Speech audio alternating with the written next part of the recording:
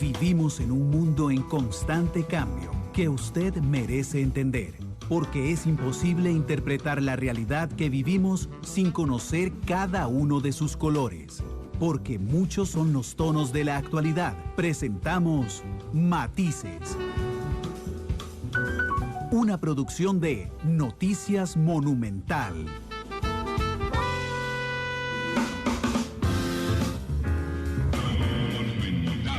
La radio de Costa Rica, 2 de la tarde con 6 minutos. Muchas gracias por estar con nosotros en un nuevo episodio de Matices, cerrando semana laboral y con una muy buena noticia en medio de las circunstancias, y es que por primera vez, desde el primer caso de COVID-19 en Costa Rica, tenemos más personas hoy registradas como recuperadas que las contagiadas. 7 personas más contagiadas en referencia a lo que teníamos ayer. Hay que recordar que hoy podemos estar viendo los frutos del comportamiento de hace 5 o 6 días, entiéndase sábado y domingo santo, donde prácticamente el país estuvo paralizado. Yo sigo temiendo de alguna forma los cortes de sábado y domingo y lunes, que empezarán a reflejar lo que pasó lunes y martes de esta semana, que es la semana post Semana Santa, y donde muchas actividades económicas empezaron a surgir y donde se aflojaron, por supuesto, las medidas sanitarias restrictivas. Hoy invité a la doctora Marcela Hernández a que nos acompañe. Ella es una de las voceras de la Caja Costarricense de Seguro Social, porque hay un dato que a mí realmente me asombra mucho. El SARS-CoV-2, que así se llama este virus, es un virus nuevo para la humanidad.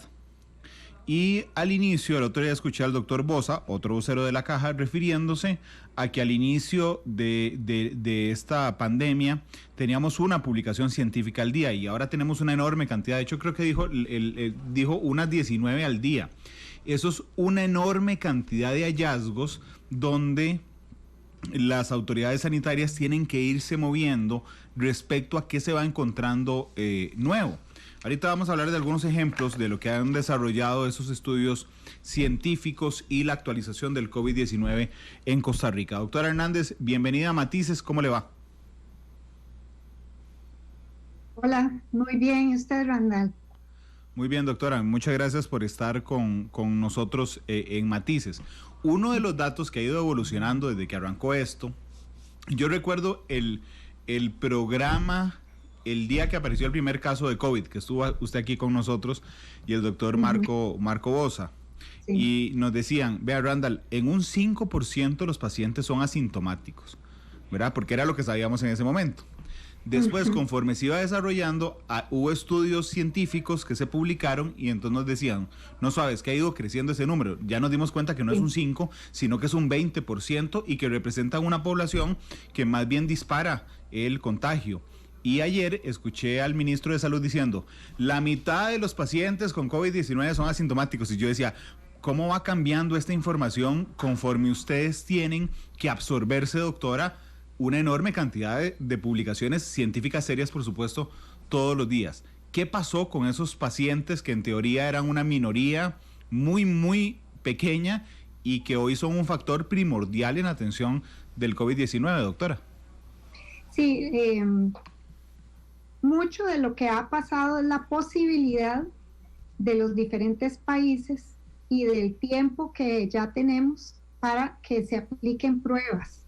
Probablemente al inicio y aprendiendo de las enfermedades que ya conocíamos, se estaban muestreando a los pacientes con síntomas. Claro. Y con esto ha sido así, ¿verdad? Que todos los países de repente, es más, países, hospitales, provincias, áreas, prueban, intentan hacer algún tipo de medida diferente o prueba diferente o tratamiento diferente, y en la experiencia, porque mucho ahorita se está basando en la experiencia de otros países, en recomendaciones de expertos, y 3 meses no es un tiempo suficiente para dar evidencia sólida, ¿verdad? Sino que lo que sale es mucha publicación de experiencia de casos, que cuando ya reúnen una cierta cantidad de casos, describen, hicimos estas medidas, diferentes a los otros países o que tuvieron iniciativas propias del país por las características de su sistema de salud, por las características propias de su población y otras características diferentes que hay de país en país, entonces que han implementado medidas diferentes. Una de las medidas que se ha implementado en diferentes países, que es donde se ha creado esta evidencia y que ha crecido en importancia el tema de los portadores asintomáticos, lo que han hecho es que ampliaron la muestra, o sea, refiriéndonos a la cantidad de personas y los criterios que se utilizan para la toma de la muestra respiratoria. Y ya no se concentraron únicamente en tomar muestras en los pacientes con síntomas, porque dijeron, qué extraño, ¿verdad? Porque es mucha la transmisión, se estaban tomando las medidas de los pacientes con síntomas, con su cuarentena, aplicando todas las medidas que ya conocemos básicas, y aún así había un crecimiento importante del número de casos. Entonces se amplía la cantidad de muestras respiratorias, ya no solo al enfermo, sino que también, muestremos a todos los miembros de la familia. Eso se hizo desde muy temprano. Recuerdo algunas de las publicaciones de Wuhan donde tamizaban a se tomaba muestra respiratoria a todo el núcleo familiar, e incluso recuerdo el primer paciente pediátrico fue porque lo incluyeron en el muestreo, el niño no tenía absolutamente ningún síntoma y le sale la prueba molecular por el COVID positivo. Y ese es los primeros ejemplos que tuvimos de que aquí algo puede estar pasando más, ¿verdad? Entonces todavía se decide hacer muestreos masivos, como lo hemos visto en los videos y en la información y en los reportes científicos que han compartido de Corea. Sí, efectivamente. De hecho, son temas muy, muy interesantes. Yo le quiero recordar a la audiencia que ustedes pueden comunicarse con nosotros a través de la plataforma 89935-935, que es la plataforma de WhatsApp. Y también pueden hacerlo a través del Facebook Live, donde estoy viendo aquí sus comentarios. Por ejemplo, doña Marcel de Meservil, la doctora, que dice: me encanta el programa y escuchar a doña Marcela Hernández hablando del COVID porque ella explica muy bien. También a Jan Sureña, Alejandro, que nos hacía una pregunta sobre la restricción vehicular de mañana, que decía: yo soy impar, ¿solo puedo ir a cualquier lado? No, solo puedes ir al súper o a la farmacia. Esa es la restricción. Yo creo que la gente está un poco confundida de las medidas del fin de semana. Los impares podemos digo, porque yo tengo placa impar, podemos salir mañana, pero solo a la farmacia y al supermercado. No es que podamos ir donde queramos. Y aquí nos estaba haciendo un reporte un oyente a través de WhatsApp que nos mandó, el oyente del 8254 nos mandó un video de la ruta 27 que está llena lamentablemente esta tarde. También al 0318 que nos reporta sintonía, y al 7496 que dice excelente programa el día de hoy. Doctora, estos datos, digamos, que hemos aprendido a desarrollar con el tiempo, como los que usted nos contaba y introducía yo más temprano, por ejemplo, los pacientes asintomáticos, ¿cuán importantes son hoy en el proceso de contagio? Porque yo recuerdo que hace un par de semanas salió publicado un estudio, no recuerdo si fue francés o alemán, de que los pacientes asintomáticos sí tenían, sonará contradictorio, sí tenían un síntoma, y era que perdían el olfato o el gusto. Lo leí en la mañana, y en la conferencia del mediodía ya el ministro estaba diciendo: agregamos un síntoma más, cualquier persona. Y yo decía: wow, qué bien que la información viaja tan rápido. Pero entonces descubrí que efectivamente, digamos, hubo un impasse donde estábamos absolutamente llenos de incertidumbre de, ¿y ahora cómo controlamos a los pacientes asintomáticos? ¿Cómo sabemos quién es paciente asintomático? Hasta que encontramos que sí hay el desarrollo de ese único síntoma en estos pacientes, doctora. Sí, el tema de asintomático pues es un poco, es que es subjetivo, porque los síntomas es lo que la persona o el paciente comparta que está sintiendo. Si el paciente no percibe tener nada diferente, no tiene ningún percibe que no tiene ningún síntoma relacionado, ese es el que se considera sintomático, porque los síntomas es lo que la persona siente. Si esa persona, por ejemplo, está acostumbrada a tener rinitis en las mañanas y le preguntan, bueno, pero usted ha tenido algo diferente a lo normal o algún síntoma, esta persona acostumbrada a tener rinitis en la mañana puede ser que no perciba que está peor o que está mejor y puede interpretar como que no hay síntomas. En sí la definición de asintomático es que no presenta ningún síntoma, no dice que presente ningún síntoma.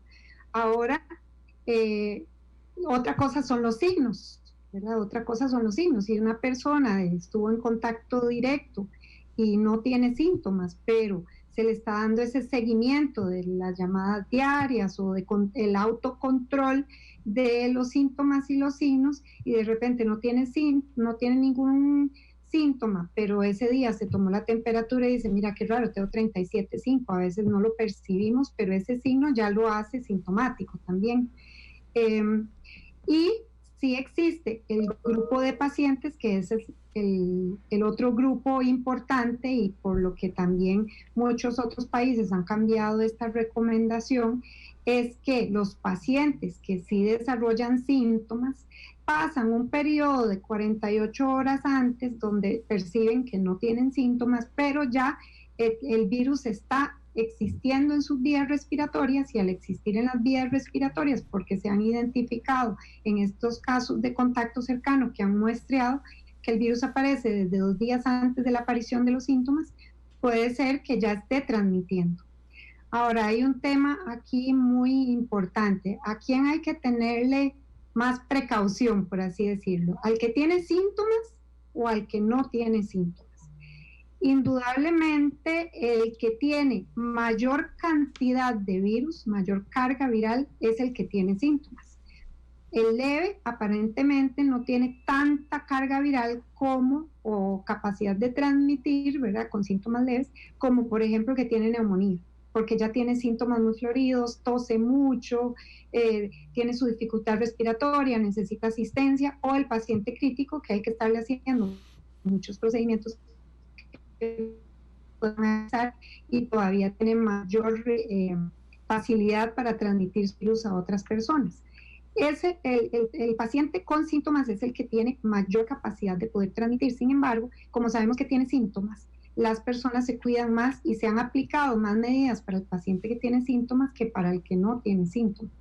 El peligro del que no tiene síntomas o no percibe tener síntomas es que anda en la calle sin ninguna precaución porque no está enfermo. Entonces, el riesgo de esta población es que puede ser cualquier persona detrás de la fila o cualquier persona que quiso alcanzar la misma caja de leche y está muy, muy cerca, y ahí es donde está el riesgo de la transmisión sin saber precisamente que esa era una persona que portaba el virus. Doctora, le pregunta a Eric Sanguinetti a través de Facebook, dice, si el pico de la pregunta si el pico de la curva se alcanza cuando un positivo contagia solamente a 1 o menos personas en promedio. Y pregunta, ¿podríamos decir que en Costa Rica hemos alcanzado ya el pico de la curva? Yo no estaría muy segura de decir que ya alcanzamos el pico, porque hemos tenido un comportamiento en ascenso, sí han aparecido casos nuevos todos los días, pero en una velocidad muy lenta. Entonces, yo diría que la curva va subiendo de una forma lenta por ahora. No podemos decir que este es el pico porque uno sabe que alcanzó en el momento en que tuvo una cantidad de casos máxima y después, en los días subsiguientes, semanas subsiguientes, va bajando. Entonces uno no sabe qué tan alto es el pico y cuándo se alcanzó hasta que empiecen a disminuir los casos. Y en ese escenario tampoco se puede estar muy seguro, porque puede existir que se abandonen las medidas y tengamos esa falsa sensación de que estamos bajando, se abandonan medidas de prevención y aumentan los casos de nuevo paulatinamente, y de repente pueda convertirse no en 10 o en 50, sino en 100 o en miles. Y hasta ese momento ya nosotros podremos decir, ok, este fue nuestro pico y ya venimos bajando. Iremos a alcanzar un pico.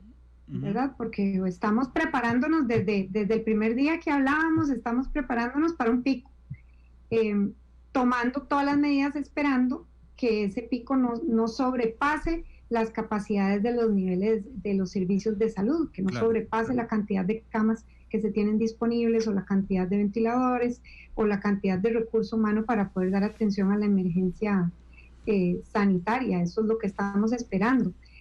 Pero si lo vamos a alcanzar o no, en realidad no sabemos. Es difícil adivinar el futuro porque vean que todos los países como que tienen su comportamiento particular debido a las medidas que están tomando. Sí tengo que mencionar que nosotros en Costa Rica considero que hemos sido privilegiados porque estamos tomando como lo que le ha funcionado a otros países y aplicándolo a la medida de los recursos que se puedan disponer, ¿verdad? Porque la prueba, gracias a Dios, ahí la tenemos. Si podamos conseguir más, pues a veces no necesariamente depende nada más de que esté la plata, sino poderla traer, ¿verdad? Y al aplicar cosas que han funcionado en diferentes países, a lo mejor con esa combinación de decisiones que se han tomado, nuestro pico no vaya a ser muy alto.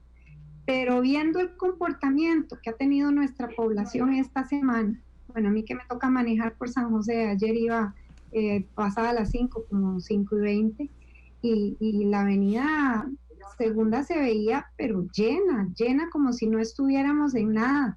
Y yo volví a ver a las personas y yo decía, bueno, sí, a ojo en cubero, hay un grupo que parece que tiene que estar ahí porque viene trasladándose de sus trabajos, pero sí veía todo un grupo de personas que definitivamente no impresionaban que anduvieran trabajando o trasladándose de sus trabajos, sino simplemente paseando o haciendo algún tipo de mandado justo en el momento en que se moviliza más gente en San José.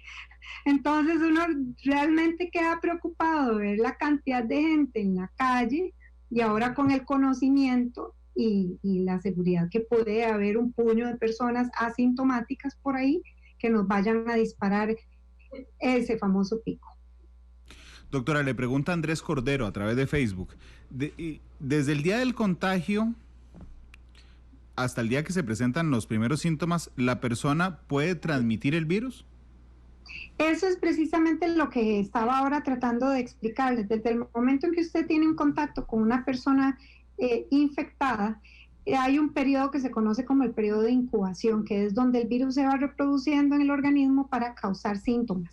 Entonces, en otros estudios lo que se ha visto es que los síntomas tienden a aparecer más o menos entre el día 5 y 7, pero el virus ya se encuentra en los exámenes, en las pruebas de las muestras respiratorias hasta 2 días antes de desarrollar síntomas. Entonces, para responderle su pregunta, sí, es posible que en el momento del contagio hasta desarrollar síntomas haya un periodo de 2 días donde puede transmitir la enfermedad. Este tema que le plantea Gilbert Mecense, lo planteé yo en la última entrevista, doctora, y es ¿por qué no realizamos pruebas masivas, como en varios países, para detectar a pacientes asintomáticos y ponerlos en tratamiento?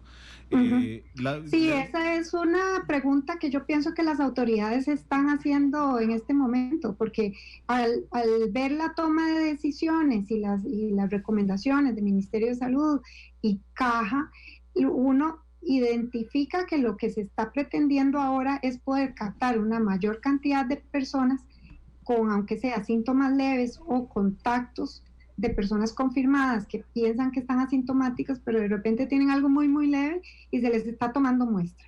Sí, eso cambió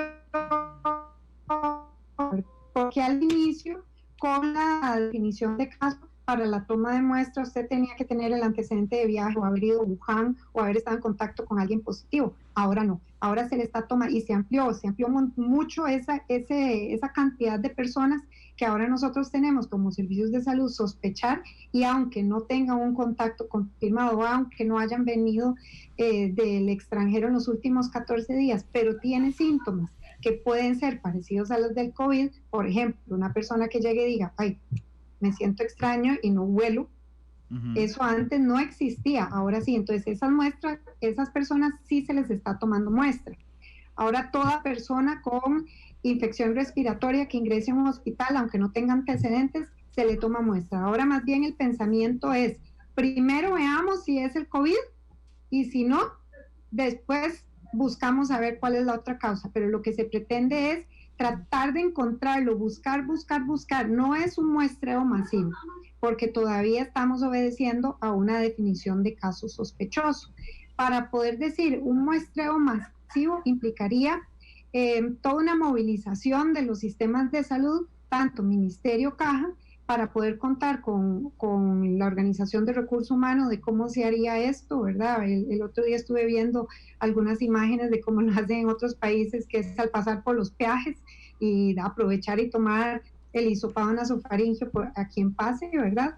Que sería o a toda la población que aspirar a tomarle una muestra a los 5 millones de habitantes no es real, sino hacer un muestreo, una cantidad de personas que de repente no han consultado o que consultaron por alguna u otra razón y que se les tome muestra para ver si se identifican más estos casos asintomáticos. O bien tomarle muestra a los contactos asintomáticos de un confirmado. Claro. Son diferentes estrategias que cada país con sus recursos y posibilidades, en realidad no necesariamente son recursos financieros, sino la posibilidad de, ok, si en este momento empiezo un muestreo masivo, ¿para cuánto tiempo me va a alcanzar la cantidad de pruebas que tenemos ahora que se están orientando a los enfermos, ¿verdad? Entonces son muchos detalles que hay que tomar en consideración para que las autoridades eventualmente puedan decir, ok, sí vamos a tener las personas, el equipo de protección personal y los kits de diagnóstico, las PCRs moleculares para tomar muestreo masivo. Si esa es la situación, probablemente el país lo haría. Claro. En este momento no hay una recomendación por parte de las autoridades de hacer un muestreo masivo, pero sí se nos ha solicitado bajar ese nivel de sospecha, más bien sospechar mucho en todos los pacientes que podamos y muestrear la mayor cantidad de pacientes que se pueda. De hecho, doctora, yo tengo claro que la decisión final respecto a esto será del ministro de Salud, que es el rector del área de salud. Es decir, será el que finalmente diga sí pruebas rápidas y masivas o no pruebas rápidas y masivas. Tengo claro que es él. Yo interpreto durante las últimas semanas, y lo que quería era aclarar lo que usted me dijo al inicio, que yo veo que vamos, digamos, bajando un poco la oposición completa estratégica que teníamos al inicio respecto a eso. Es decir, que en ese momento está bajo en consideración, ¿verdad? A diferencia de hace un par de semanas donde tajantemente le decían, bueno, no, por ahora no, después lo veremos. Bueno, yo creo que llegó el momento en que lo están viendo. Y le quería preguntar, pero ojo, entendiendo que el que decide es el ministro de Salud, lo que le quería preguntar es su percepción respecto a si efectivamente podemos ver, digamos, y usted que tiene más acceso, por supuesto, a ellos, que podemos ver que se está analizando el tema, doctora. Sí, es un tema que sí mantiene las autoridades pensando y analizando. Esto ya es una apreciación personal, ¿verdad? Si es probablemente muy difícil tomar la decisión de nuevo de poner medidas muy estrictas cuando el número de casos está demostrando que va hacia abajo, ¿verdad? Casi siempre tiene que responder las medidas y qué tan estrictos son las medidas, responden a una necesidad. Es muy difícil adivinar el futuro, pero por el comportamiento que estamos viendo en la movilización de las personas, a mediados de la semana entrante, si vemos un aumento importante de casos, pues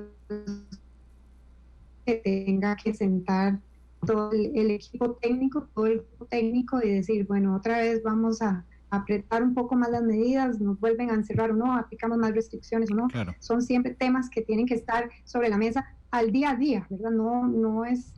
No son decisiones que se puedan adelantar ni postergar, hay que ir en base al análisis de casos y la cantidad también de insumos y recursos que se tengan, es una balanza, hay que irle llevando el pulso al virus, ¿verdad? En los momentos indicados para la toma de decisiones. Sí, por supuesto, de hecho, si la otra semana vemos un pico de casos, podríamos sospechar de dos cosas. Uno, que efectivamente bajar las medidas esta semana nos perjudicó desde ese punto de vista. Y segundo, que puede haber una cantidad importante de pacientes asintomáticos que nos estén generando, digamos, esa situación. Doctora, Alberto Gamboa pregunta, ¿por qué no hablan de terapias anticoagulantes? Pero yo quiero contextualizarlo. Esta semana hubo una publicación creo que es en Italia, donde se hizo unos estudios de que la causa de muerte directa, ¿verdad? Digamos, porque usted puede decir, bueno, Randall murió de neumonía, ok, pero lo que genera la muerte no es una palabra que se llama la neumonía, sino específicamente, por ejemplo, la obstaculización del pulmón derecho que me genera inmediatamente la muerte, algo en específico, ok. Uh-huh. Resulta que en el caso del COVID, en Italia, y si no me corrige, doctora, con toda confianza, se logra determinar que no es, digamos, un colapso pulmonar, sino que hay una coagulación en el pulmón, y entonces ellos decían suave, porque si es una coagulación, entonces no entremos directamente con una terapia respiratoria, sino con anticoagulantes y antibióticos para aliviar la causa de muerte del COVID-19. Por supuesto que usted leerá muchísimo más que yo. Explíquenos si efectivamente es así, y si es así, ¿por qué no se habla aún, por lo menos de manera general, de terapias anticoagulantes, doctora? Sí, bueno, aquí primero quiero aclarar que yo soy pediatra, infectóloga y me dedico más a control de infecciones. Yo no soy intensivista, ¿verdad? Estos son tratamientos más de criterio del que maneja el paciente crítico en la unidad de cuidados intensivos. Sin embargo, sí les puedo hablar un poco en general. Hay muchas enfermedades bacterianas y virales que desencadenan ciertos mecanismos, ¿verdad?, que pueden afectar la cascada de coagulación, que es lo que se está planteando, digamos, en este escenario, o bien que hacen que el organismo se defienda de una forma exagerada contra el virus, y además de atacar el virus solito, ataque al propio organismo, que puede dar otras complicaciones. Entonces, puede ser que el virus, el blanco, el órgano blanco de este virus sea el pulmón, sin embargo, tenga otro tipo de defensa, otro tipo de desequilibrio, como lo hablábamos al inicio, de defensas de citoquinas, de interleuquinas, de ciertos anticuerpos y sustancias enzimas que producen los glóbulos blancos, que hagan que fallen los otros órganos y sistemas. Entonces, no es poco común que una infección grave, viral o bacteriana, ataque al sistema hematológico y afecte el sistema de coagulación. Entonces, muchas veces, para poder darle un manejo de sostén a los pacientes severamente críticos, se utilizan anticoagulantes. De hecho, hay anticoagulantes que se utilizan en los pacientes de cuidados intensivos antes de que hagan trastornos de coagulación, para evitarlo, como forma de profilaxis, para evitar trombosis y otras cosas. Y cuando ya se ve en los exámenes, quizás no se habla de ese tratamiento, ¿verdad?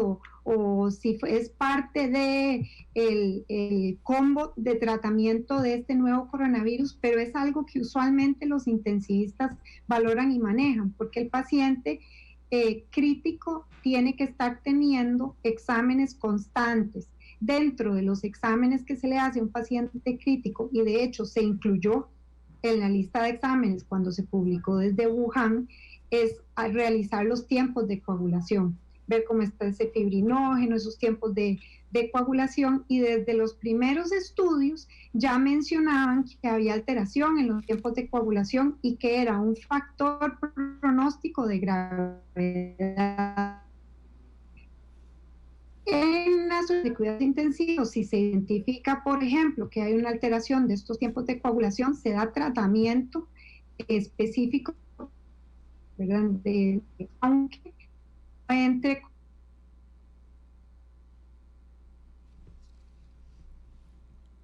de manera, podemos decir que, por ejemplo, hay otros tratamientos que se utilizan para otras enfermedades porque son de sostén, ¿verdad? Es para poder mantener la presión arterial. Podríamos poner ese ejemplo, ¿verdad?, de la utilización de los inotrópicos para poder mantener la presión arterial. Podríamos decir, bueno, los pacientes críticos con el nuevo coronavirus necesitan estos medicamentos y no se ha hablado de que sea parte del tratamiento, es que es parte del tratamiento usual de sostén de un paciente crítico. Ahora, que se ocupe algún anticoagulante diferente porque se haya visto que el paciente pueda mejorar con alguna terapia antitrombótica específica, eso todavía no se ha dado una recomendación mundial. Como les mencionaba ahora y creo que lo he mencionado en varias ocasiones, esto es a manera de que alguien piense y dice, voy a ver cómo le va a este paciente con este tratamiento en aras de salvarlo, y ve que le funciona con un paciente, con 2 pacientes. Eso no es lo mismo que hacer un estudio o un ensayo clínico controlado para ver seguridad, para ver eficacia, para ver exámenes controlados de qué pasó con este tratamiento y qué pasó, cómo se comportó el virus. Todo eso está en creación en este momento, porque todavía no tenemos tantísimo tiempo como para que todo este tipo de estudios de evidencia sólida hayan podido ser publicados. Entonces, los estudios que nos publican es la experiencia de cada lugar, de lo que les ha funcionado, de que para compartir la información, de que estamos viendo esta tendencia y pensamos que se debe observar esto en el resto de los países y valorar si se amerita algún otro tipo de tratamiento. Y bueno, espero haber podido explicar un poco, sin ser intensivista, del porqué de esta publicación y un poco la alerta a los intensivistas que está haciendo esta publicación para que se tome en cuenta. Usted siempre explica muy bien, doctora, no se preocupe.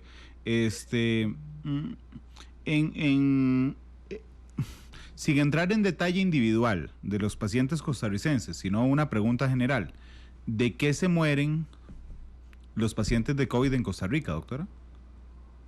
Bueno, los 4 fallecidos son pacientes adultos. Yo no me involucré personalmente en el cuidado de estos pacientes porque en realidad han sido pacientes que han sido manejados por los hospitales de adultos, pero estos pacientes se han muerto de su neumonía y las complicaciones en todos sus diferentes órganos y sistemas que fallan y ya no es posible recuperarlos.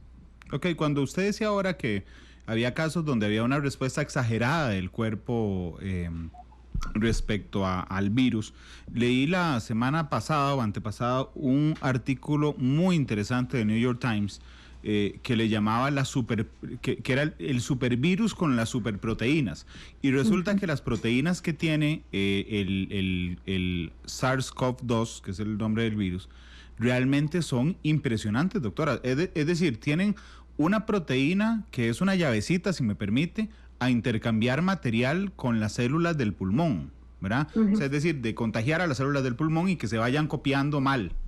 Ok, pero a diferencia del SARS, por ejemplo, esta tiene una proteína que tiene una llavecita de las células de la garganta y se multiplica de una manera impresionante, y entonces por eso es que, a diferencia del SARS, que se aloja en el pulmón, el COVID se reproduce, el COVID se reproduce en la garganta, y cuando usted habla y todo lleva un montón de virus en la saliva. Pero además tiene otra proteína que es una proteína vigilante que va viendo que todas las copias de ese virus se hagan exactamente iguales, porque la mayoría de virus tiene un porcentaje de copias malas por donde uno le entra, digamos, a combatirlo. En este hay un vigilante que dice, suave, vamos a ver si las copias están yendo bien, y esa es una superproteína. Y además tiene otra proteína que vigila que no haya nada que luche contra ese virus. Realmente es un supervirus con un montón de proteínas impresionantes, doctora. Esta información que le estoy dando, que es muy, muy reciente, pero le iba a pedir que por favor nos las comente. Sí, lo que estamos viendo y lo que estamos aprendiendo es que no era tan noble como mencionábamos hace un mes, ¿verdad? Al principio pensábamos, bueno, es un virus respiratorio, es un coronavirus, un coronavirus zoonótico que empezó a infectar al ser humano, como lo hizo SARS, como lo hizo MERS, y a lo largo del tiempo, donde se ve el efecto que ha hecho en los pacientes de todo el mundo y ha salido más investigaciones, nos damos cuenta que realmente sí es un virus muy, muy malo, ¿verdad? Que tiene sus particularidades. Es el lobo disfrazado de cordero, ese virus que lo que normalmente da el resfrío, los típicos coronavirus, y luego que neumonía, y ahora estamos viendo que todavía tiene unas características impresionantes de reproducción, de transmisión y de contagiosidad. Normalmente los virus, dependiendo del virus, tienen afinidad por ciertas células. ¿Por qué? Por el tipo de proteína y por el tipo de receptor al que es atraído, ¿verdad? ¿Qué quiere decir eso? Si vemos esto, las membranas de las diferentes células y nuestros glóbulos blancos o nuestras células de defensa de diferentes lugares, de diferentes órganos, tienen, como mencionaba usted, lo que tienen son como nosotros les llamamos receptores, que es lo que usted, si usted lo compara con esa llavecita que usted dice, el virus viene aquí con el virus y su anticuerpo, y lo que hace es que calza perfectamente con ciertos receptores para poder multiplicarse, y básicamente eso es lo que han descrito con estas proteínas y la afinidad a ciertos receptores, ¿verdad? De hecho, doctora, yo lo pensé y de una manera muy burda, como cuando uno ve Star Wars, por ejemplo, y entonces van ingresando a la Estrella de la Muerte y usted tiene la clave para entrar. Bueno, resulta que el virus tiene un montón de claves que normalmente no tienen los virus. Los virus normalmente tienen la clave de un tipo de célula. Este tiene... Eso es como si trajera el manojo de llaves. Exactamente, es como si trajera una llave maestra y dice, mira, voy a entrarle por aquí. Y complica muchísimo, muchísimo que tenga la llave o la clave de las células de la garganta, doctora, porque esto lo genera, entonces se reproduce muy rápido y efectivamente la saliva, cuando la expulsamos, tiene un montón de virus. Una gran cantidad de virus, sí. Que lo hace tan contagioso. ¿Hay algún otro, que usted sepa, por supuesto, en términos generales, hay algún otro virus de una capacidad tan compleja, aunque lo hayamos controlado, de alguna capacidad tan compleja de ser así de dañino, aunque al inicio no pareciera? Pues hay muchos virus que pueden ser muy dañinos, ¿verdad? Y digamos, si quisiéramos pensar en un virus de esos dañinos que hasta el día de hoy todavía no se le ha encontrado cura y no se autolimita o no se agota de estar infectando, es el HIV. El HIV tiene la capacidad de seguir en nosotros, y si no se apaga un poco esa transmisión con los antirretrovirales, el HIV nada más sigue avanzando y avanzando y avanzando, y eso puede tomar meses o años. Los virus, las bacterias tienen mucha particularidad. Puedo mencionar que hay algunas, por ejemplo, para ponerles ejemplos sencillos, la varicela. Usted le da una varicela y tuvo su infección, tuvo sus granitos por sus 5 o 7 días y dice, bueno, ya, listo, me dio varicela. Pero luego, al cabo de los años, y normalmente cuando es adulto, le aparece lo que se conoce como un herpes zóster. ¿Por qué? Porque este virus en particular tiene la capacidad de permanecer latente. ¿Qué quiere decir eso? Como dormido, y le gustan las terminaciones nerviosas. Entonces llega y espera a cierto momento del huésped de algún tipo de susceptibilidad o estrés y vuelve a reaparecer. Así como la varicela, existen otros virus, como por ejemplo el virus del Epstein-Barr, el que da mononucleosis. El virus del Epstein-Barr puede dar desde un resfrío, una mononucleosis, a desencadenar, como se ha mencionado con este nuevo coronavirus, una de anticuerpos y reacción inflamatoria que se asocia a otras enfermedades más graves. Entonces, el tratamiento no va dirigido específicamente al virus como un antiviral exitoso para tratar Epstein-Barr, sino que hay que tratar toda esa secuencia de inflamación que hace con antiinflamatorios, con esteroides, con algún tipo de quimioterapia, porque hace que unas de las células, los macrófagos, se protejan y reaccionen de forma exagerada tratando de atacar el virus, y lo que ataca son las células de nuestro propio organismo, y eso se conoce como una linfohemofagocitosis, que con este nuevo, comparando un poco, ¿verdad? Como me preguntaba, que este nuevo coronavirus en muchos de los pacientes que han estado críticos han descrito que también ha podido llegar a desarrollar esta misma enfermedad de una activación macrofágica exagerada, que es lo que los puede llevar a la muerte también, porque una vez que se desarrolla la enfermedad, que involucra alteración en los tiempos de coagulación, alteración en las plaquetas, afecta el hígado, afecta el vaso. Entonces, son tantos los órganos y sistemas involucrados que la mortalidad, una vez que a uno le da un tipo, este síndrome hemofagocítico, entonces aumenta.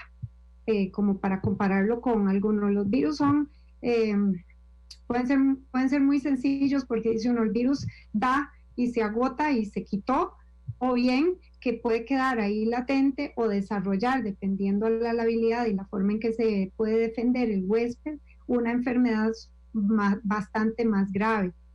Y esa particularidad de los virus es lo que hace que se hable de factores de riesgo, porque existen otros virus, como por ejemplo el parvovirus, que en los niños pequeños lo que les puede dar es una fiebrecita y un brote, pero un parvovirus en una persona con quimioterapia los puede llevar a la muerte.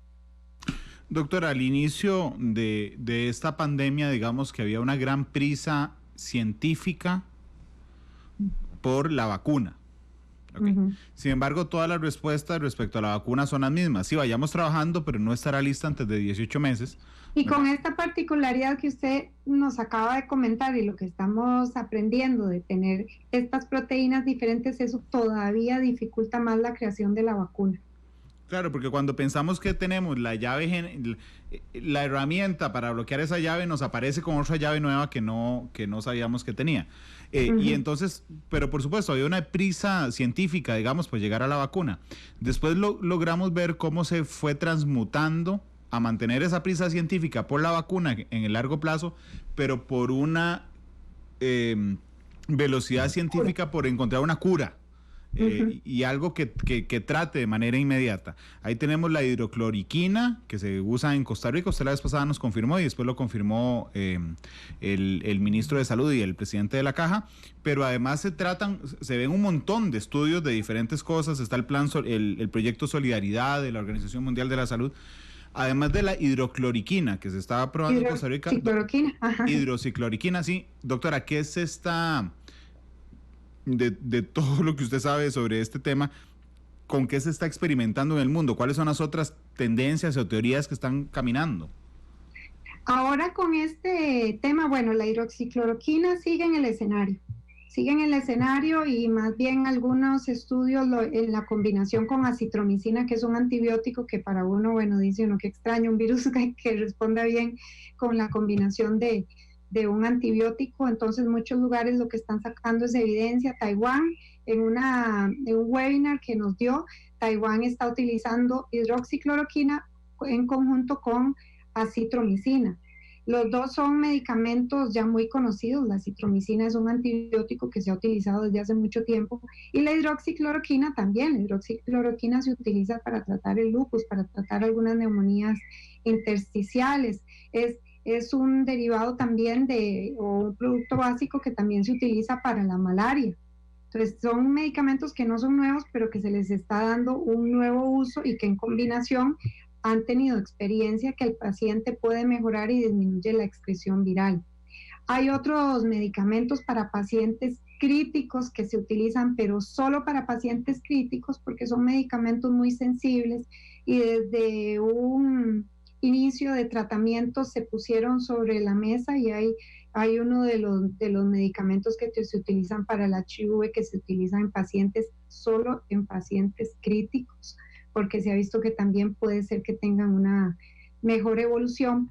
Pero el tema ahora con la aparición de los nuevos tratamientos va enfocado a los tratamientos que regulan esa defensa exagerada de nuestro organismo, de los anticuerpos. Entonces se ha hablado mucho de los anticuerpos monoclonales, ¿verdad? Todas estas familias que terminan en MAB, ¿verdad? Entonces está el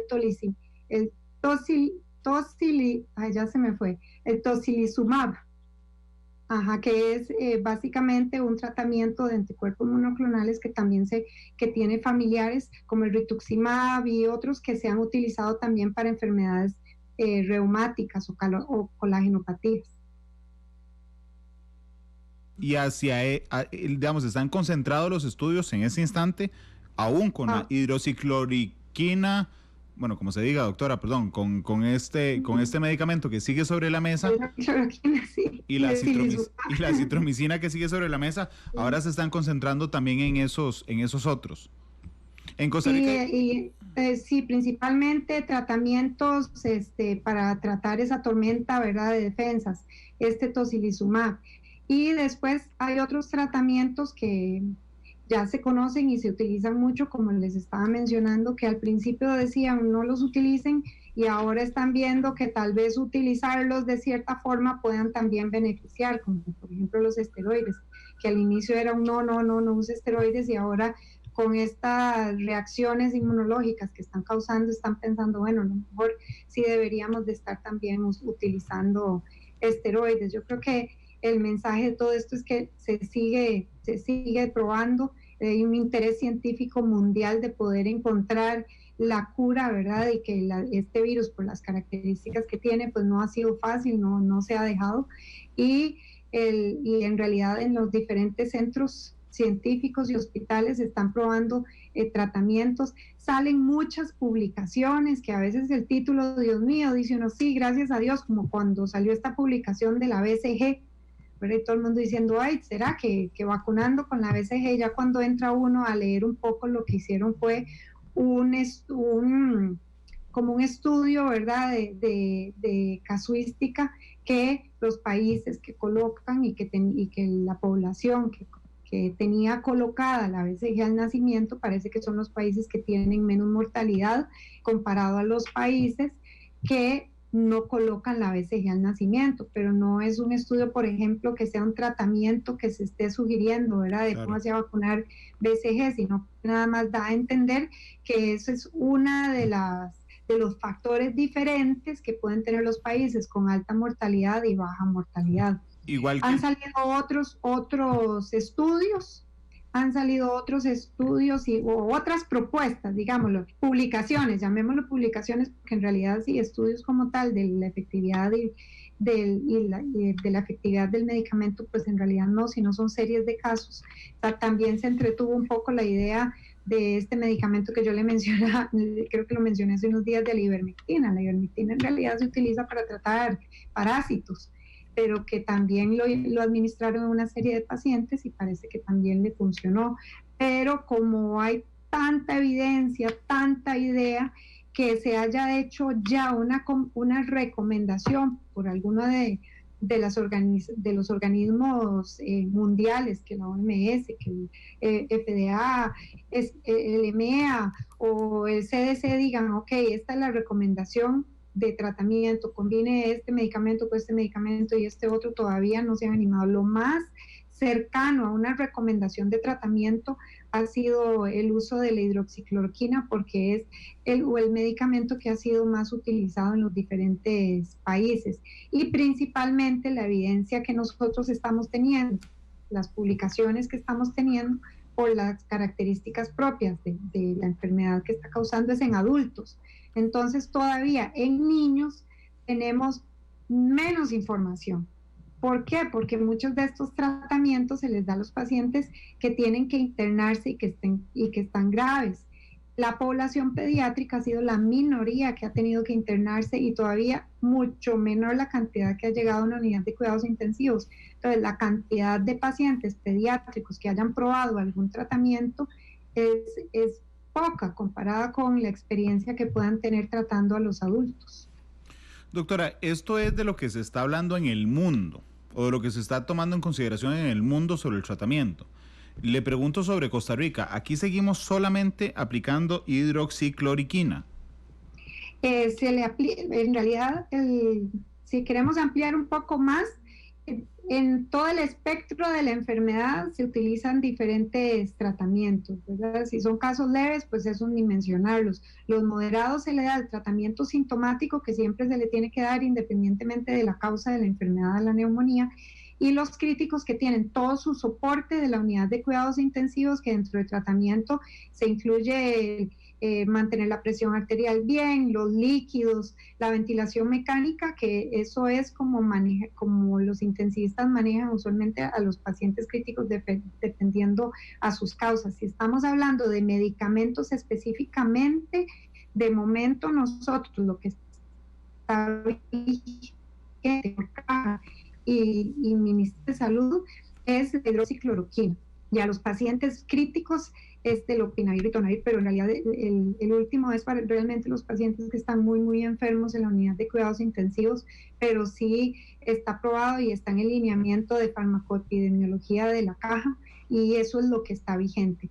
El hecho de que sea lo que continuamos utilizando es sujeto a constante revisión. Claro. Constantemente están leyendo la nueva evidencia, y si esa evidencia no es sólida, o en la mañana salió un artículo que dice es una maravilla la hidroxicloroquina y otro país dice yo lo usé y no me funcionó, eso es un tema muy delicado para toma de decisiones, porque entonces hay que esperar que haya información más válida, más sólida, o un criterio de grupo de expertos con recomendaciones para poder hacer cambios, porque los cambios en el tratamiento, pues ustedes sabrán que implica todo lo demás, tenemos, no tenemos, dónde lo compramos, que con esta pandemia el tema de dónde lo compramos, cómo lo hacemos traer, es sumamente importante, ¿verdad? Ha sido protagónico el tener acceso a todo. La ventaja con la hidroxicloroquina y el lopinavir y ritonavir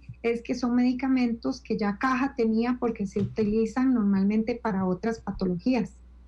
Entonces eso en ese momento no fue un problema. Entonces, para terminarles la idea, lo que está vigente es lo que conocemos actualmente, el tratamiento sintomático, la hidroxicloroquina, por sus 5 días, y en pacientes críticos el lopinavir y ritonavir. Sí puedo mencionar que eso está en constante revisión, que en el momento en que se sienta que haya suficiente literatura o apoyo para hacer algún cambio, se hará siguiendo las recomendaciones de oficinas centrales de farmacoepidemiología. Sí, por supuesto, y además se hacen aquí esos medicamentos. Tenemos la ventaja de que por lo menos la hidroxicloroquina... La hidroxicloroquina. Ay, doctora, no lo voy a lograr, le voy a decir H. Está usted como yo con el tocilizumab, pero ya ahora sí. Sí, de hecho yo lo escribí para ver si lo podía decir bien, pero lo voy a decir H.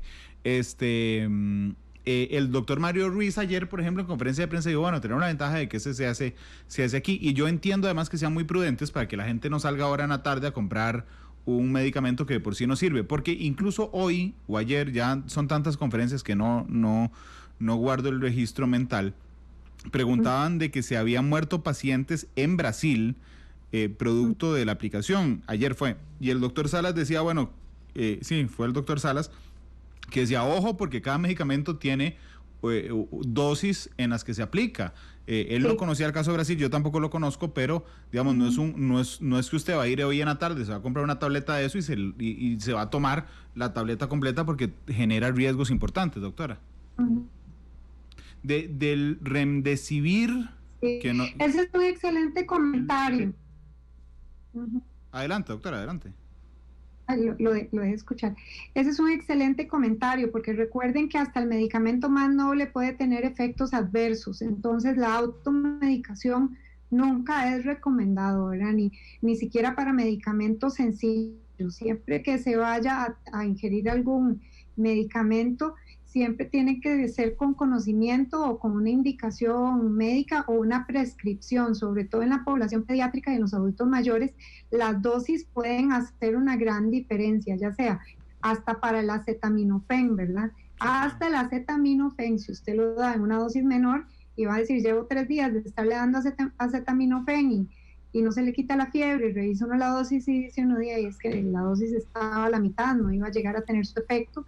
Ese es un extremo, y el otro extremo es la sobremedicación, ¿verdad? Que una intoxicación con acetaminofén puede ser devastadora, porque da una intoxicación hepática que no es reversible. Entonces, hasta con el simple paracetamol hay que tener mucho cuidado con las dosis. Lo mismo aplica para todos los medicamentos. Como todos estos tratamientos, como mencionábamos ahora, es en base a series de casos, y lo que me ha funcionado a mí, lo que no le ha funcionado al otro, la dosis tampoco ha estado estandarizada. Entonces sí, no todos los países están utilizando la misma dosis, ni todos los países están utilizando las mismas combinaciones también.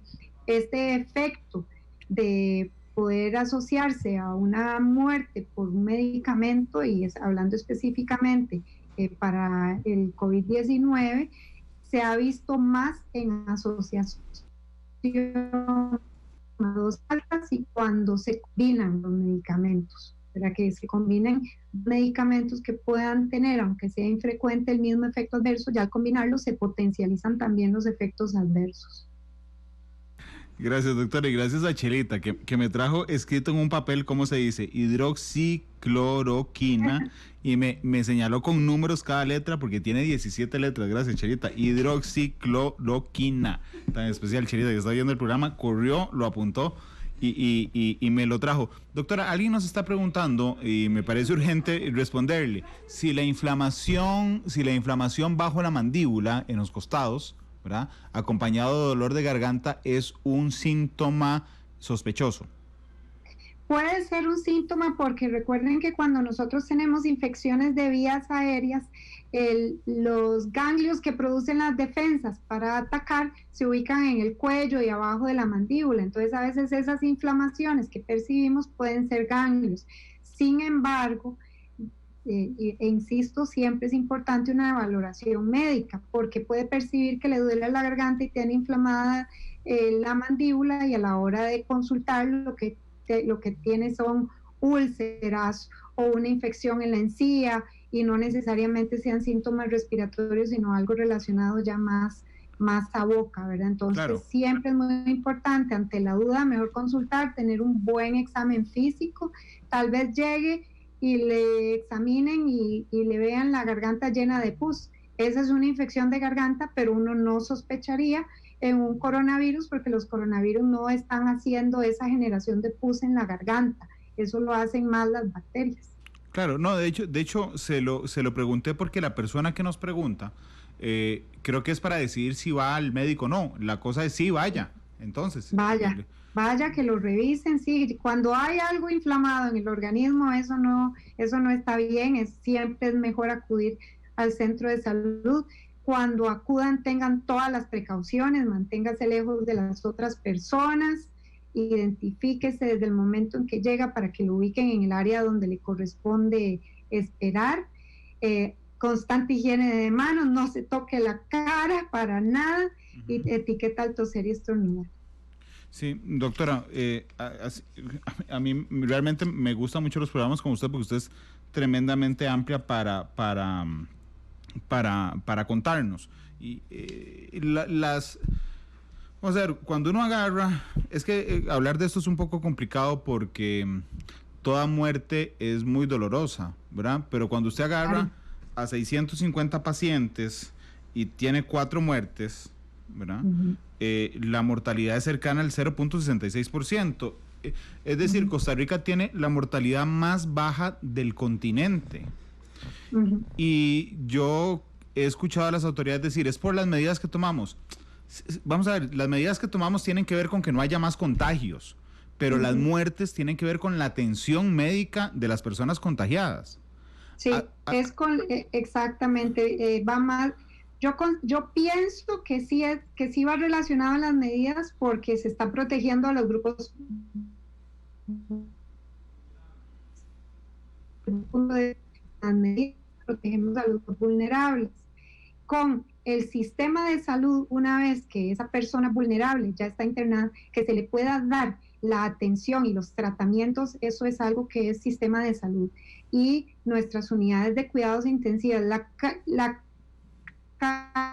calidad que tenemos en nuestras unidades de cuidados intensivos no es igual al resto de los países en Latinoamérica.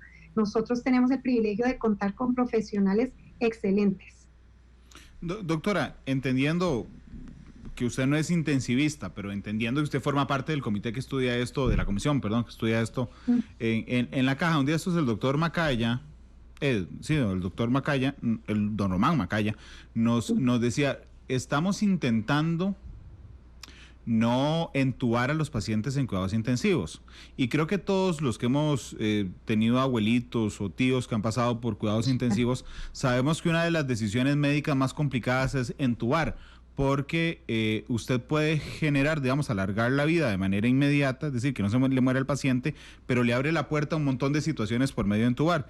Y entonces don Román decía, bueno, sí, pero es que lo que hemos intentado es variar un poco, a ver si logramos no entubar necesariamente a los pacientes en cuidados intensivos, y eso nos ha generado, digamos, buenos resultados. ¿Por qué es que es preferible, si me permite, no entubar, digamos, hasta el último instante, ya cuando no se puede hacer nada más, y por qué eso nos genera buenos resultados, doctora? Claro, sí, el tema de la asistencia para la ventilación es un tema fascinante y es muy diferente en niños y en adultos, y a la luz de la evidencia, conforme van pasando los años, van cambiando las recomendaciones. Cuando uno estudió medicina, la recomendación era, si usted ve el paciente que tiene la cantidad de CO2 aquí, el O2 allá, y la frecuencia cardíaca está en esto, y la frecuencia respiratoria está en esto, y ya lo ve pálido y tal, usted lo intuba, ¿verdad? Lo intuba, porque ese era el sistema para dar soporte hace unos años, ¿verdad? Que nos íbamos directamente a la intubación y poner una ventilación mecánica con soporte activo, ¿verdad? Invasivo, una ventilación mecánica invasiva. Conforme han pasado los años, se han desarrollado otras tecnologías para poder dar el soporte ventilatorio dependiendo al estado que esté el paciente. Entonces, ahora se prefiere utilizar los sistemas de ventilación mecánica no invasiva primero. El paciente mejoró su patrón ventilatorio, mejoró su oxigenación, trata de sostener ahí y que empiece a mejorar. No todos los pacientes con ventilación mecánica no invasiva mejoran. Hay un porcentaje que, aunque se les dé este apoyo, tiene que ser intubado, porque la ventilación mecánica invasiva ya no depende del esfuerzo respiratorio del paciente, más bien el paciente, y por eso son los riesgos, porque aquí ya voy a entrar a explicarle específicamente la pregunta. En la ventilación mecánica no invasiva, el paciente no está totalmente sedado y paralizado. Entonces el paciente puede movilizarse, si tiene ganas de toser, puede toser, puede aclararse la garganta, y todo eso son cosas que son buenas para el paciente, porque el paciente, el tenerlo consciente, el que se pueda movilizar, el que pueda ayudar a aclarar sus secreciones, evitan que tenga otras complicaciones que se pueden tener cuando una persona está intubada. Ya, y además no estamos invadiendo, ¿verdad? Esa parte de invasiva, no estamos invadiendo la vía aérea, no estamos entrando a un sitio donde y colocando un dispositivo o un sitio que está dentro de nuestro cuerpo y poniéndolo en contacto con el medio ambiente. Con la ventilación mecánica invasiva, que ya implica la intubación, estamos poniendo un tubo en la tráquea y en los pulmones del paciente.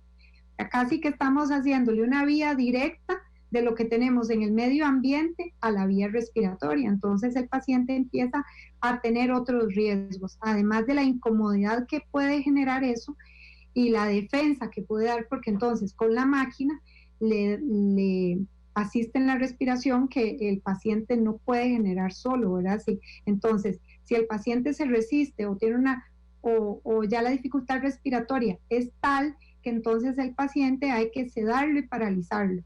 A la hora de sedar y paralizar, el paciente no se mueve, el paciente no puede toser, el paciente no puede sacar secreciones, y eso lo pone en mayor riesgo de otro tipo de infección, de infecciones nosocomiales o neumonías asociadas a la atención.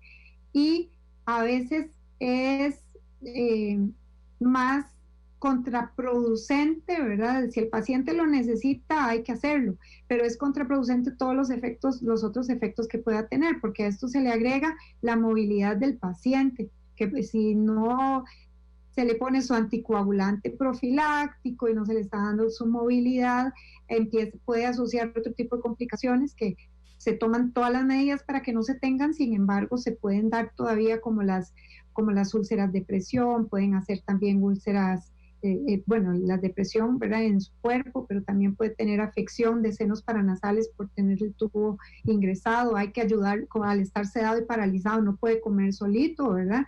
Entonces se le pone sonda o hay que ponerle otro tipo de de invasiones como catéteres para poderle pasar sus líquidos o alimentación parenteral si así lo requiere. Y normalmente cuando el paciente ya está intubado hay que estar valorando si se puede extubar, porque a veces por la gravedad el hecho de intubar a un paciente cuesta también extubarlo. A eso es a lo que se refiere tal vez el personal médico que dice, ay, traten de intubarlo porque a veces lo intubamos y se pega, ¿verdad? Eso es porque después cuesta regresarlo al nivel donde el paciente pueda no solo ventilar solo, sino que no dependa de esa máquina y no dependa de ese tubo, porque ese tubo puede causar una inflamación que cuando se coloca, los intensivistas tienen un criterio excelente en eso, y cuando se coloca es porque hay que colocarlo.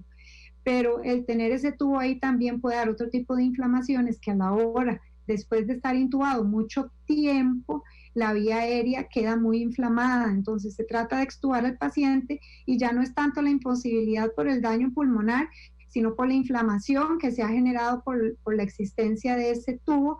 Entonces no puede respirar bien y tienen que recurrir, que es lo que pasa con esas intubaciones prolongadas, a la traqueostomía, y ahí va sumando atenciones y procedimientos invasivos que va requiriendo su atención y que le prolonga la estadía en los servicios de hospitalización. Entonces, para prevenir todas esas posibles complicaciones de lo que es una intubación, se prefieren los métodos no invasivos. Esa es la recomendación actualmente. Sin embargo, a veces estos métodos no invasivos también requieren de máquinas de ventilación, ¿verdad? Porque muchas veces estas máquinas pueden tener las diferentes modalidades para darle su soporte no invasivo y el soporte invasivo. Soporte no invasivo, ventilatorio no invasivo y soporte ventilatorio invasivo igual requiere la atención de la unidad de cuidados intensivos. Entonces, que no se interprete que al no estar intubado no es un paciente crítico que no requiere una unidad de cuidados intensivos, porque igual requiere esa cama en la unidad de cuidados intensivos, requiere todo el equipo y todo el recurso humano, a ese intensivista, a esa enfermera entrenada, el terapista respiratorio, que es sumamente importante tener al terapista respiratorio para poder darle ese apoyo a los intensivistas y poder mantener esa ventilación y manejar estas máquinas que ahora con la nueva tecnología es totalmente otra cosa, hay que volver a aprender de nuevo. Entonces el apoyo de todo ese despliegue de personal y de equipo médico se requiere tanto para la ventilación no invasiva como para la ventilación invasiva, que es a la que las personas se refieren con la intubación. Doctora, aquí me están diciendo en WhatsApp, me hizo gracia el mensaje, dice el 7438, hola Randall, usted se equivoca, Costa Rica no es el país con menos mortalidad, Nicaragua. No, amigo, si Pitágoras no se equivoca, Nicaragua tiene un muerto en 9 casos y nosotros tenemos 4 fallecidos en 649. Es decir, a nosotros nos da 0,66% y ya le digo cuánto le da a Nicaragua, porque es interesante. Vamos a ver, Nicaragua tiene una 9ª parte, son 100 dividido en 9, tiene el 11% de mortalidad tiene Nicaragua y nosotros tenemos el 0,66. Yo, ojo, al amigo que nos escribe, yo no hablé de la cantidad de fallecidos. Porque una de 10 es el 1%. Exactamente. Sí. No, 1 de 10 es el 10%. 1 de 10 es el 10%, sí. 1 de 10 es el 10%. 1 de 9 es un poco más.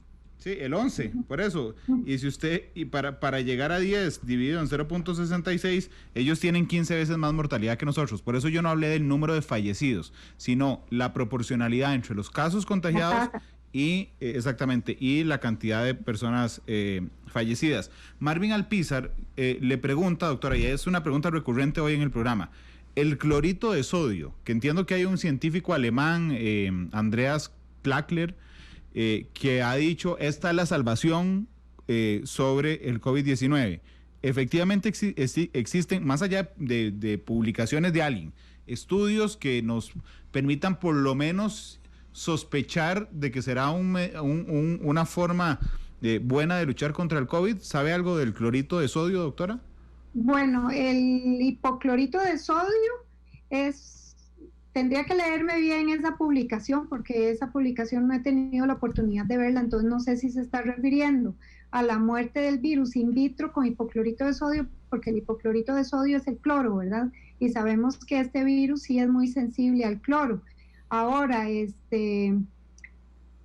hay electrolitos que se utilizan para tratamiento de cuidados críticos, entonces no sé si más bien se refiere a algún tipo de electrolito de soporte a la hora de manejar al paciente crítico o si se refiere al desinfectante. Tendría que revisar la publicación a la que se refiere. Ok, se dice intubar, como dice la doctora, y no entubar, como digo yo. Me dijo Arturo Conitrillo y yo todos los días aprendo, así es que muchas gracias. Vamos a ver. Una pregunta, la hidroxicloroquina o H, como dice usted, Randall, creo que contiene sulfas. Los que somos alérgicos a estos, ¿tenemos otra opción? Doctora, ¿sabe si tiene sulfa? No, tendría que revisar bien la composición. No hay una precaución, digamos, para que los alérgicos a las sulfas, digamos, no nos han dado la precaución desde el Comité de Farmacoterapia que haya una precaución con los alérgicos a las sulfas, pero se puede revisar y enviarle la respuesta. Yo no he visto esa precaución. Okay. Doctora, perdón, aquí le están aclarando a Marvin, que fue el que hizo la pregunta, que el compuesto correcto es dióxido de cloro. ¿Ha escuchado algo del dióxido de cloro, doctora? Probablemente es alguna de las combinaciones electrolíticas de soporte que en algún momento seguro intentaron, pero yo no he tenido la oportunidad de leer esa publicación, entonces no sabría darle el dato. Ok. De hecho, a mí realmente a veces me sorprende. Ayer una colega preguntaba de manera personal, ¿y el vinagre mata el virus? Y yo decía, pero ¿por qué seguimos intentando decir, mira, la cura para el COVID la tenían a taza, resulta que el café mata el virus?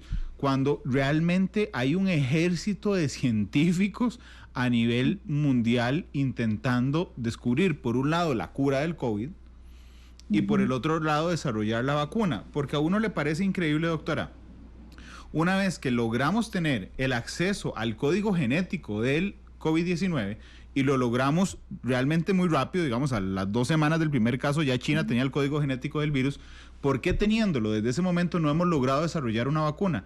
Y entiendo, por lo que me dijo ahora, que es porque el virus cada vez nos trae más sorpresas, es una caja de Pandora, el SARS-CoV-2.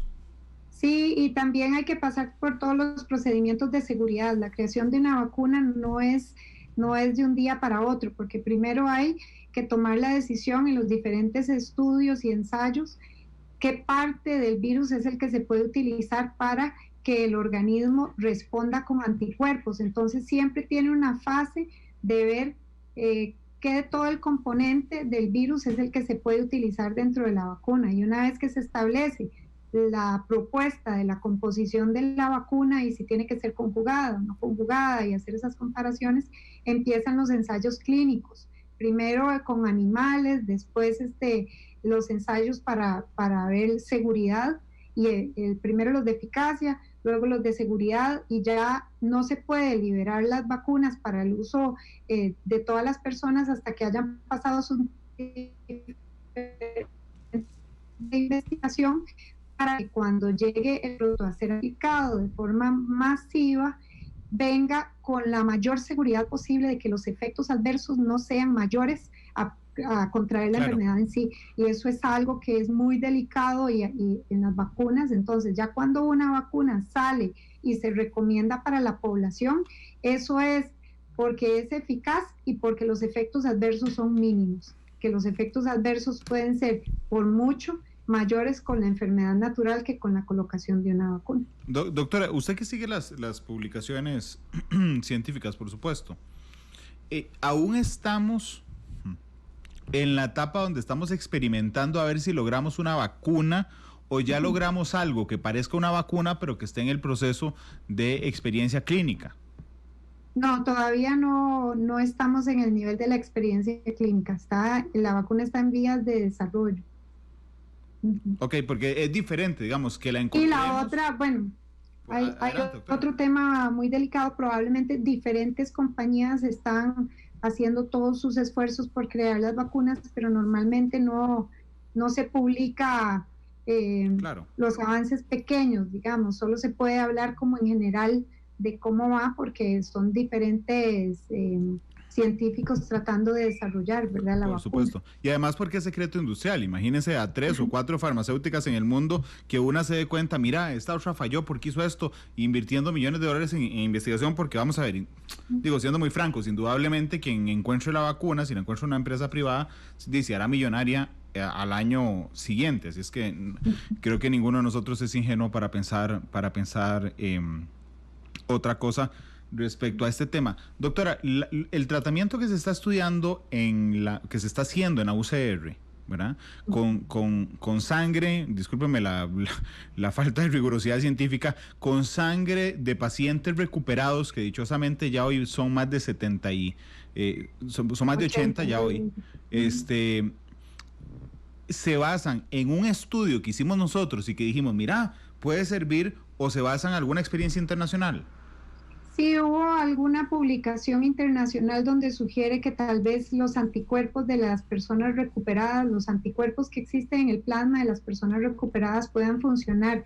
Y esto se basa en un principio de otros tratamientos para diferentes enfermedades que es basado en el tratamiento de inmunoglobulinas. Entonces, el tratamiento con inmunoglobulinas se usa gamma globulina específica para tétano, gamma globulina específica para rabia, se utiliza gamma globulina para el tratamiento de otras enfermedades como por ejemplo la enfermedad de Kawasaki, para el Guillain-Barré. Entonces, siguiendo ese principio, ver cómo se puede dar una terapia con el plasma de los otros pacientes, pero no consiste, digamos, en aplicar directamente el plasma al paciente, sino ver qué se puede encontrar dentro de los anticuerpos del plasma de ese paciente recuperado que se pueda utilizar como un tratamiento para los pacientes infectados, pensando en ese principio del tratamiento de otros derivados de plasma que sirven para otras enfermedades. Claro. Eso, pues, probablemente muchos otros países también lo están investigando, y nosotros en Costa Rica tenemos el privilegio de tener al Instituto Clodomiro Picado, porque en realidad ellos tienen un conocimiento enorme sobre esto, saben su quehacer, exportan el suero antiofídico para muchos otros países, no solo para Costa Rica, y son autoridades, ¿verdad?, en la producción de estos sueros. Entonces también pienso que tenemos una calidad científica ahí enorme, ¿verdad?, y esperando que ojalá todas sus investigaciones y todo lo que estén probando pues dé un fruto, ¿verdad?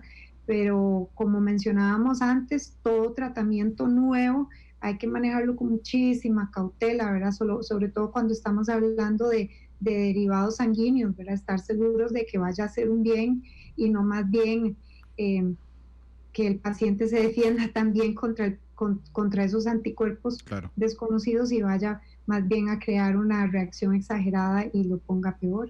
Voy a decir algo que suena horrible, discúlpenme, pero a mí el virus me tiene fascinado. Es que realmente es una estructura que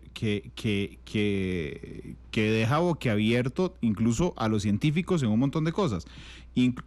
Incluso lo que decía la doctora antes, que es una sobredefensa, digamos, que hacemos en el cuerpo, es una trampa horrible que tiene el virus. Es decir, te engaña el cuerpo y el cuerpo empieza a luchar tanto contra el virus que empieza a luchar contra sí mismo, digamos, y se inflama, por ejemplo, y esto nos genera complicaciones importantes.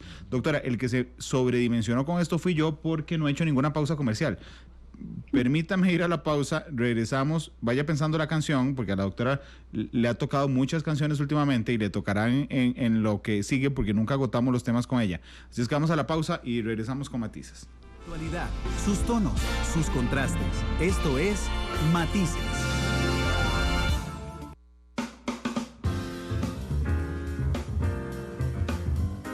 Tres con 29 en la tarde. Doctora, me pidió vamos a ver, don Richard Abría, que nos escucha desde Panamá. Dice, Randall, muy buen programa, por favor felicite de mi parte a la doctora. Voy a leer una de las múltiples felicitaciones que tiene esta tarde y agradecerle como siempre que nos acompañe y preguntarle, por supuesto, cuál canción quiere escuchar. Le digo la canción ahora. Dígamela ya, sí, si gusta. Color Esperanza de Diego Torres. Color y Esperanza de Diego Torres. Usted es una de las personas, por su puesto y por su profesión, que más sabe de lo que está pasando. Aún así, ¿la esperanza está viva, doctora? Sí, y la verdad que nosotros tenemos que sacar lo mejor de todo esto que está pasando. No es culpa de nadie, lo está viviendo el mundo entero y depende de la actitud de las personas. La actitud de las personas es lo más importante siempre en respuesta a estas emergencias o a las situaciones duras. Para muchas personas está siendo más dura que otras, eso no hay duda. Económicamente, distancia con la familia, pero todo está en la actitud. Tenemos que ponerle buena cara. De todo esto van a salir cosas maravillosas y ya no vamos a volver a ver el mundo diferente, pero por supuesto que hay que tener esperanza. De esto vamos a salir y vamos a salir como un mundo mejorado y seres humanos también mejorados. Doctora, muchas gracias, que esté muy bien. Gracias, hasta luego. Gracias, es la doctora Marcela Hernández, que hoy nos ha ayudado muchísimo, además, a entender no solo el tema principal, digamos, sobre el COVID, sino porque a veces uno dice, mira, y este estudio que me mandaron, y este tema, y este medicamento, y la doctora es súper abierta a comentar con nosotros, además, qué se sabe y qué no se sabe de este montón de cosas que surgen. Son las 3:30, Diego Torres despide Matices con Color y Esperanza. Hasta luego y feliz tarde.